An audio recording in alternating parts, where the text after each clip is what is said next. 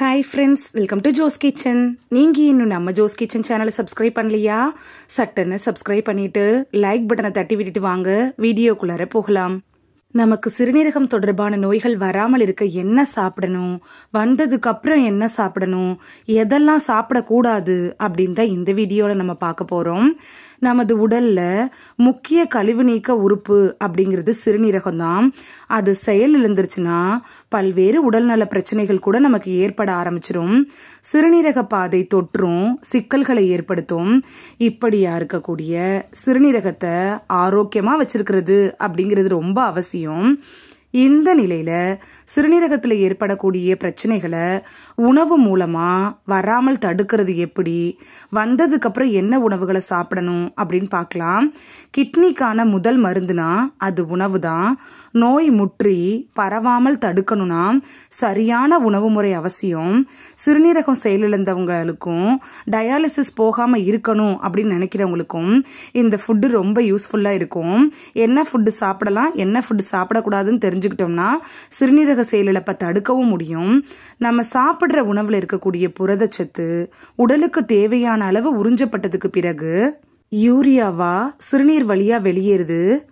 அப்படிப்பட்ட இந்த யூரியா ரத்தத்துல கலக்காம தடுக்கிறது தான் சிறுநீரகத்தோட முக்கிய வேலையா இருக்குது.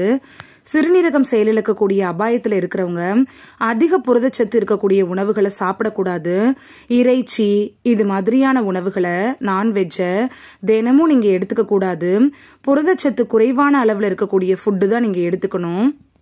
அரிசி, வேக வச்ச காய்கறிகள், கொஞ்சோண்டு பால் பொருட்கள்லாம் சாப்பிடலாம். முட்டையோட வெள்ளைக்கருவை தினமும் சாப்பிடலாம்.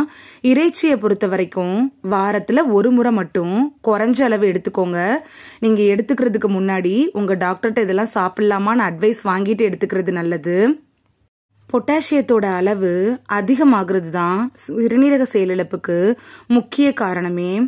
மாதுளை, வாழைப்பழம், திராட்சை, பேரிச்சை, ஃபாஸ்ட் ஃபுட் இதுலலாம் பொட்டாசியம் அதிகம். அதனால சிறுநீரக செயலிழப்பு இருக்கிறவங்களும் வராமல் தடுக்கணும்னு நினைக்கிறவங்களும் இதெல்லாம் அவாய்ட் பண்ணிடுறது நல்லது.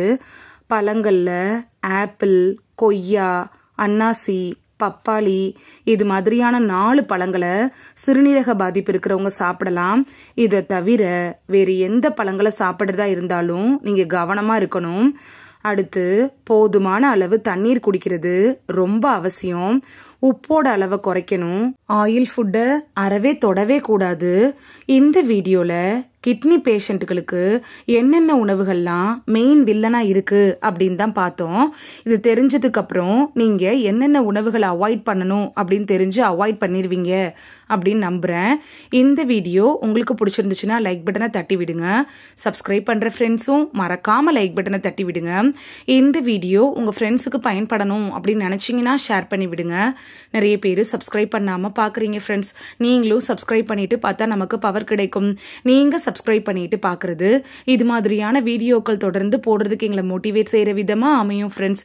சப்ஸ்கிரைப் பண்றதோட மட்டும் இல்லாம பக்கத்துல இருக்க பெல் ஐகானை கிளிக் பண்ணி ஆளுங்கிற ஆப்ஷனை கிளிக் பண்ணி வச்சிட்டீங்கன்னா நாங்க வீடியோ போட்ட உடனே நோட்டிபிகேஷன் உங்க செல்போனை வந்தடையும்.